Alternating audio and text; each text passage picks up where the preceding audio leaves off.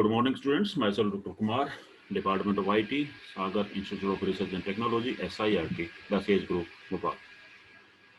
Today, we will discuss the topic, the protocol convergence and why we use the MQTT. This is inside the subject, that is the IT 703B, Internet of Things of SEM. Let's start. The IoT protocol convergence, what is it?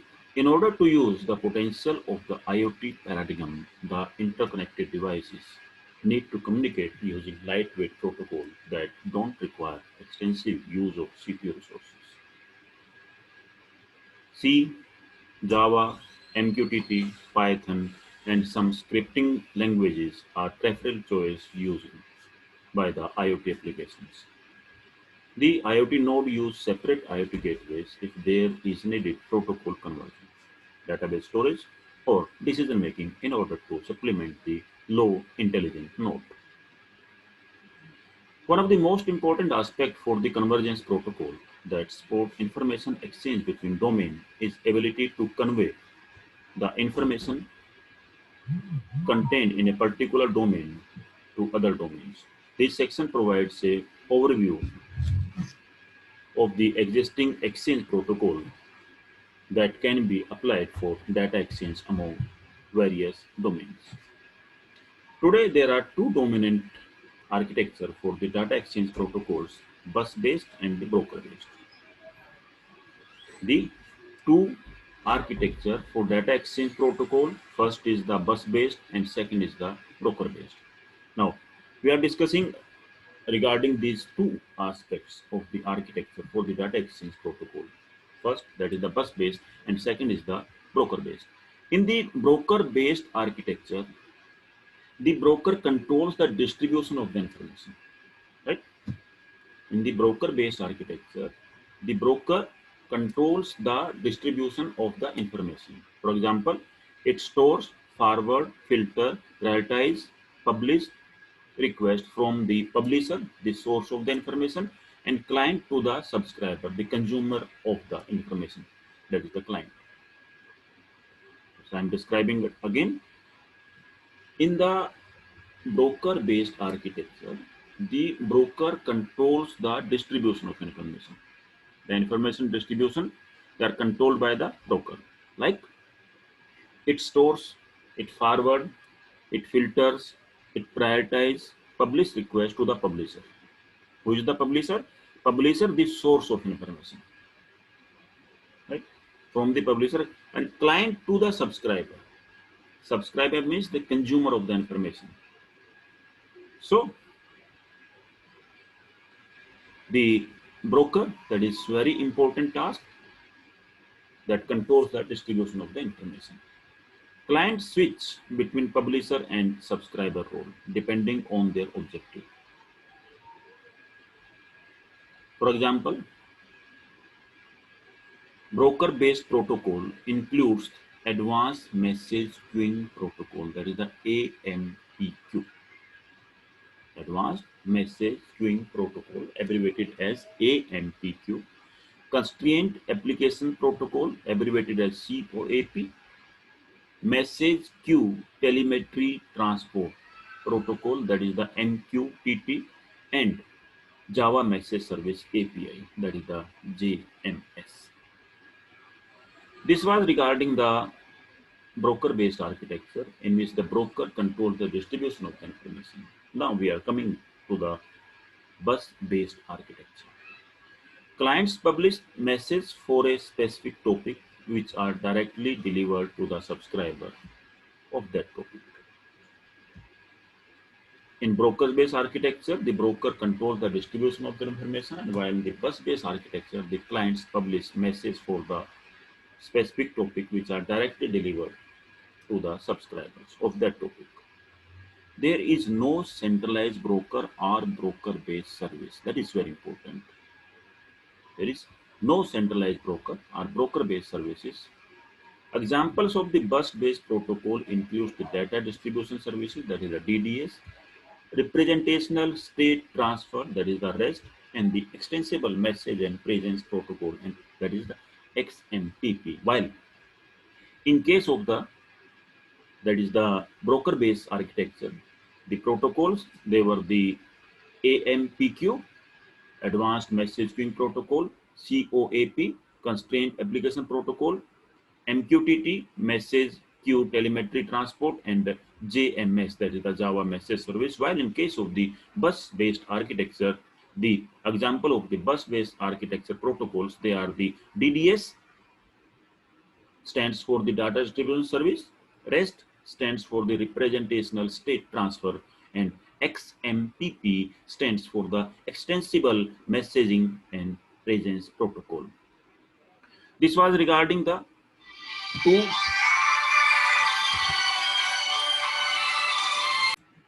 So till now we have discussed regarding the two dominant architecture. First was the bus based and second was the broker based.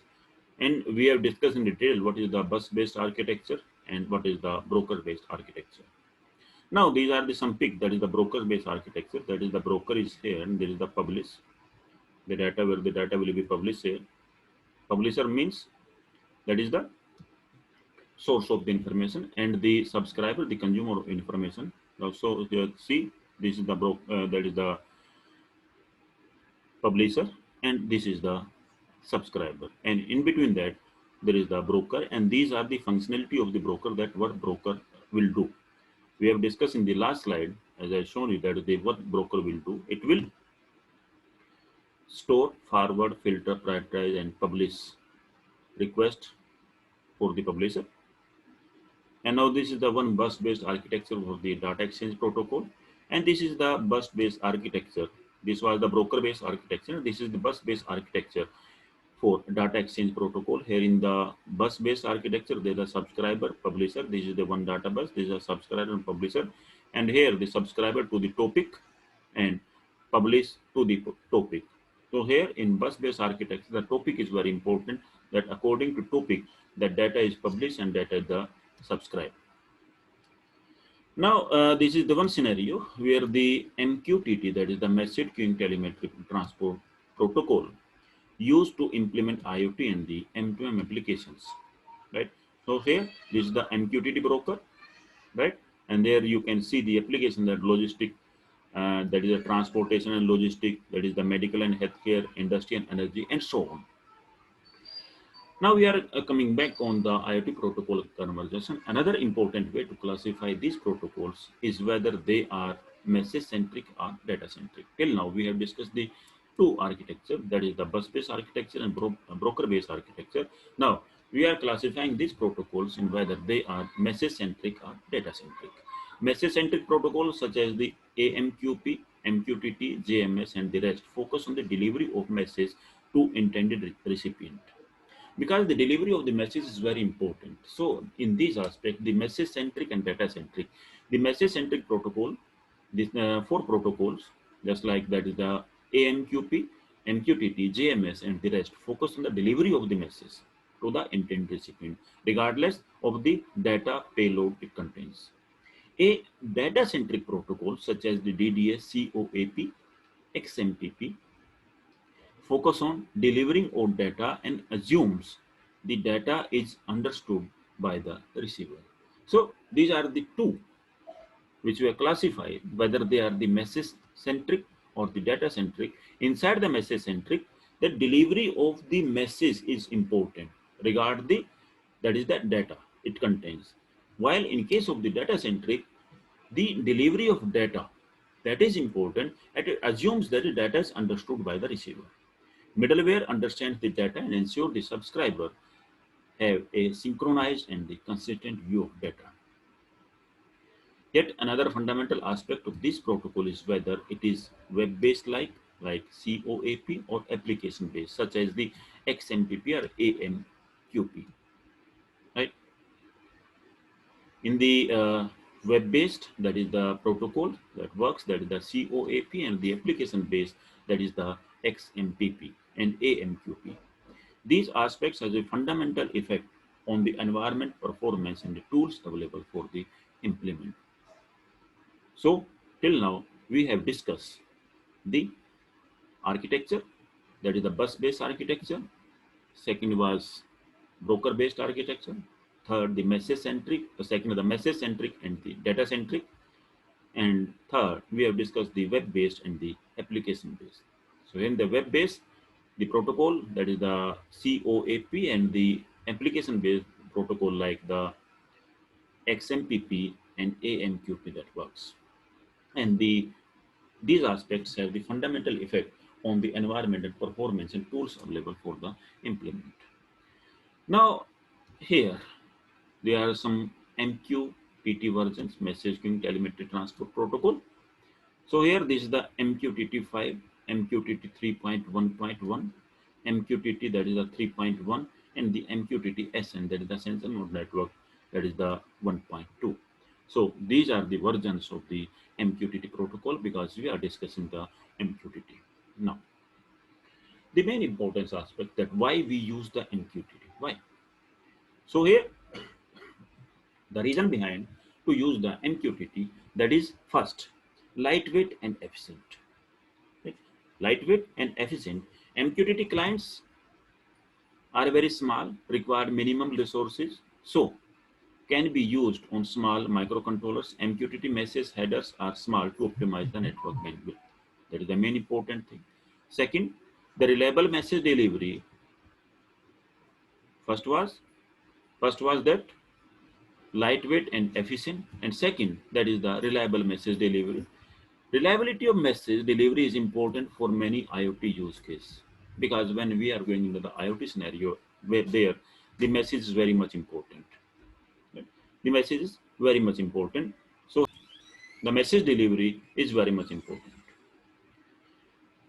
Reliability of message delivery is important for many of the IoT use case. That is why MQTT has three defined quality of service level: 0 at most once, 1 at least once, and 2 exactly once.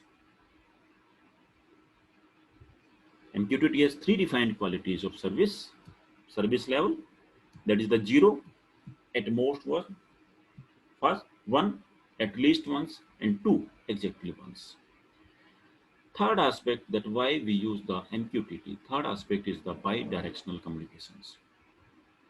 That is the bi-directional communications. Bi means two, direction in the both way. MQTT allow for the message between device to cloud and cloud to device. Right? Messaging between the device to the cloud server and from cloud server to the device. This makes for easy broadcasting message to groups of things. So till now we have discussed the three aspects that why we use MQTT. First, lightweight and efficient. Second, reliable message delivery. Third, that is the bidirectional communication. Now, three more, that is support of unreliable networks. That is very much important. That's why we use the MQTT. Many of the IoT devices connect over unreliable cellular network.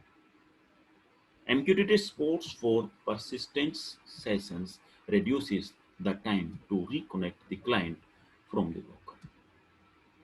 That's the main aspect. You have seen that is the many of the IoT devices, they are connected to the many cellular networks. They are unreliable.